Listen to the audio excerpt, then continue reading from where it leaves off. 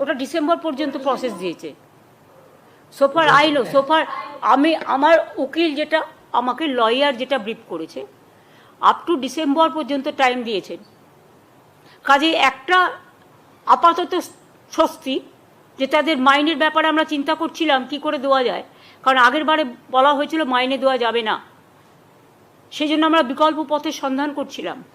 কাজে আমি কথা দিয়েছিলাম, আমি শুধু নই, আমাদের সবাই, আমাদের পরিবার, পশ্চিমবঙ্গ সরকার পরিবার, মানুষের পরিবার, যে আমরা দেখব যাতে ওদের কোনো অসুবিধে না হয়।